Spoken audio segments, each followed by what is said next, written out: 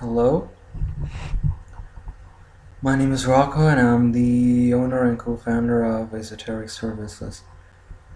Esoteric Services is a place for you to learn, to live and to be at peace with you.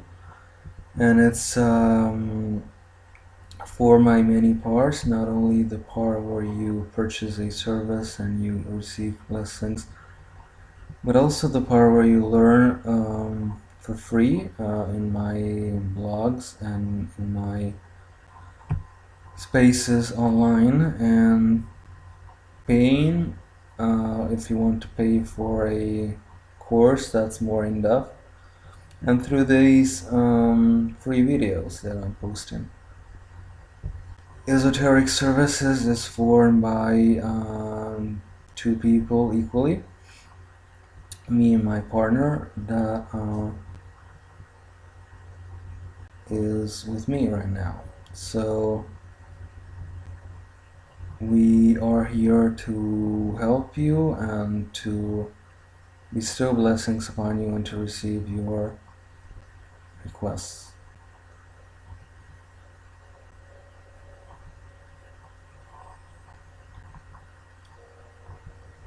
Regarding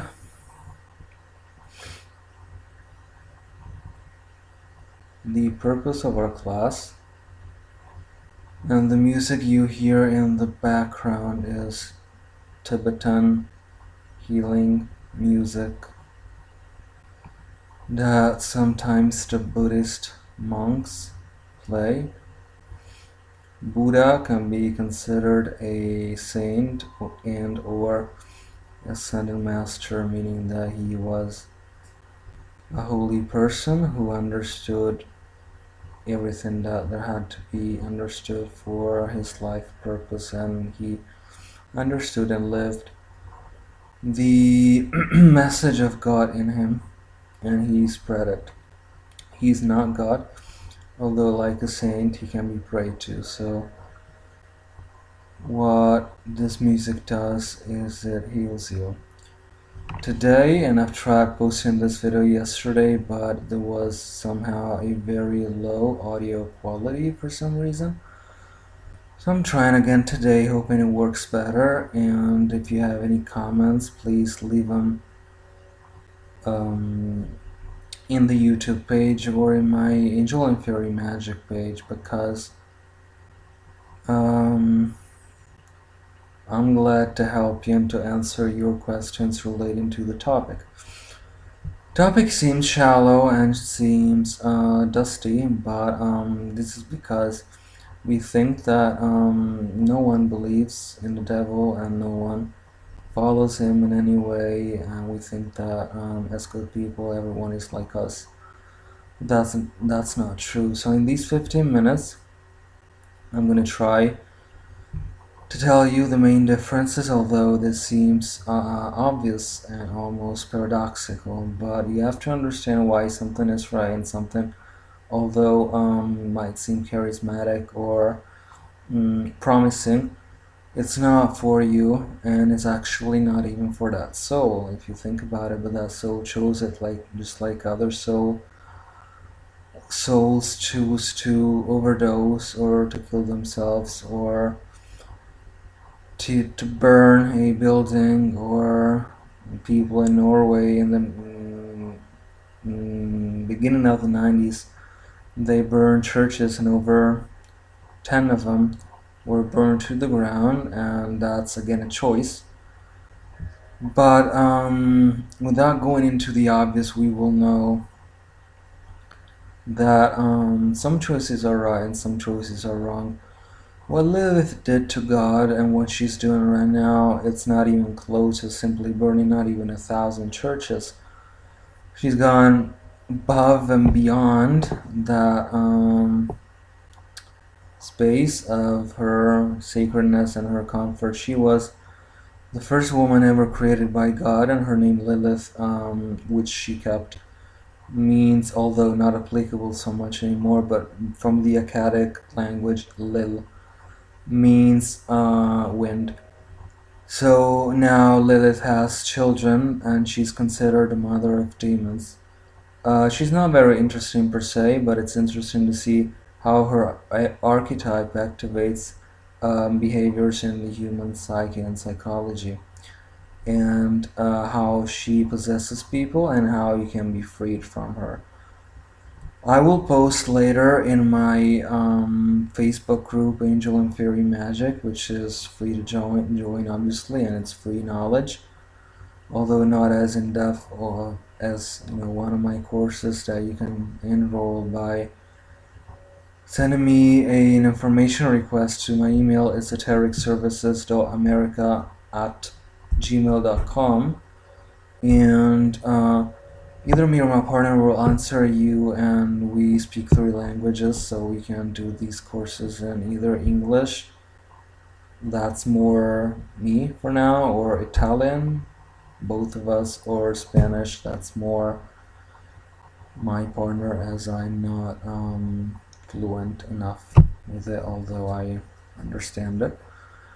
So going back to Lilith, she is now a spirit of the night. So when I say the spirit of the night, I mean the symbolism of the negative meaning of the night, which otherwise would be positive and bringing restoration and comfort and relaxation. The night so intended is the vampiric night, so Lilith comes to you, or your children especially if energetic and somehow weak at the same time. So if she sees like a vampire, a lot of energy which she can take out easily because that person maybe doesn't have enough faith and so on, then she comes. There's talismans that you can wear in general that are valid also against Lilith, including the crucifix, although you have to wear it with faith. And also other types of things that once you believe in them, you wear them and they're good forever, and they stop and block Lilith's energy.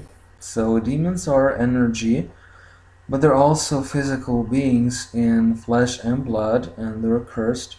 And the Bible speaks of them, and it's not by ignoring them that you win them. You have to ignore them in the sense that you don't have to, I don't know, think of them all the time or to speak to them or follow them, being possessed by them. But you have to acknowledge their presence somehow by focusing on the good, so ignoring them in this sense and detaching from them.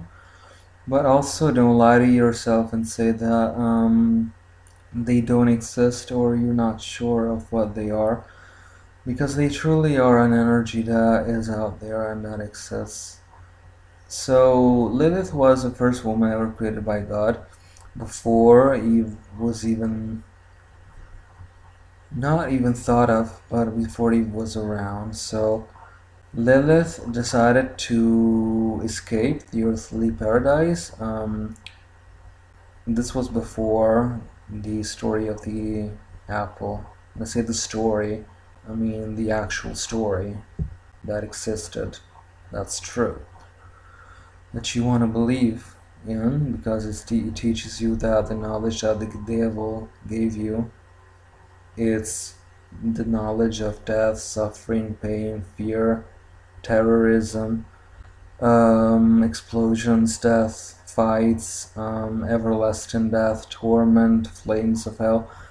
The knowledge of these aspects that man couldn't have known. So when they speak of Baphomet, that's bringing you enlightenment or knowledge, the flame that burns in him is the flame of suffering and the lack of knowledge of God who knows all things. So it's a knowledge of death again. It's like saying, do you feel good? Yes, I do. And then, do you want to eat from this fruit in order to know what it's like to feel bad? And then you have to say no, or you have to say yes according to what you think with your rationality that the best decision is. So when I hear that Satanism is a rational philosophy, and I'm gratified to know that it's not a religion, but when they say that it's rational, you have to know that this rationality, it's the same rationality that the archetype of Lucifer or Lilith has, the descent from a state of happiness into a state of death, disgrace, and eternal suffering. So if that is rational, I don't know. But for sure, it's not my type of rationality or the rationality of Mother Mary. So detaching from these lower energies, we have to understand why Lilith chose what she chose. She did it because she was afraid of the energies of the masculine side of Adam, because these energies were created just in that moment, and there wasn't this custom that we have today of knowing what is masculine, what is feminine, meaning that she didn't like the fact that her energy was not inferior but different from the one of a man. Being different, it has different qualities, such as the moon. The energy of the moon is an energy of um, reflection, an energy of intuition, an energy of love, an energy of understanding, an energy of acceptance, of receptivity, and an energy that is intuitive and powerful, and it's, as they say in Latin, like Mother Mary's, um, say, hortus conclusus, they say in Latin, so it's a closed garden, if you will, closed peaceful garden like the ones that I have in convents. This garden is, it has that, you call it that, well, or fountain that has water in it, symbol of femininity hidden somehow from the outside world, femininity not expressed in vulgarity or not expressed, in Mother Mary's case, in sex. And in your case, it can be expressed in any way as long as it's expressed within the kingdom of God and with love and with respect. So God doesn't demand you to make a certain choice in your life as long as you don't give up on Him. What Lilith did is she gave up on her soulmate Adam, and she gave up on um, God. Now I'm looking at this ring that I have that was given to me on Easter Day for free, together with some holy water, and it means the Holy Rosary. The Holy Rosary is the way to defeat demons, including Lilith. Lilith decided then to go down. She invoked one of the names of God, Adonai, and she received wings. And looking like a black butterfly at first, she descended into the Red Sea, where she met Samael, and they produced demons. Among them, the demon that's, in quotes, famous as Medius. That's one of the worst demons. Demons are all bad, but some of them have more power over man, just like all angels are powerful. But say Metatron is more powerful than Sandalphon, that was his twin or brother when they were having a human physical body, and then they became the most powerful of angels. Similar to that, and I have so much more to tell you, so I think we're going to continue for another 15 minutes for the second part, so actually it's going to be 30 minutes. Metatron chose to follow God, and then he was made into an angel, period. Lucifer decided to get away from God, and he was made a monster. That applies to us in everyday real life. So whether you're male or female, it doesn't matter what's your body, it matters what's your energy. Lilith's energy was feminine. She was a straight woman, Adam was a straight man. That doesn't mean that I couldn't have reincarnated with another sexual orientation that was going to be allowed by God.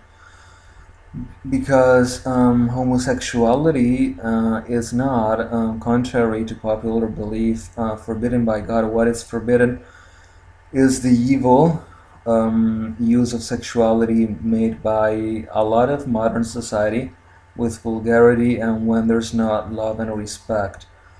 But again, it's more a discourse of, say, energy, and more a matter of getting in touch with the other person and respecting the other person. Thank you.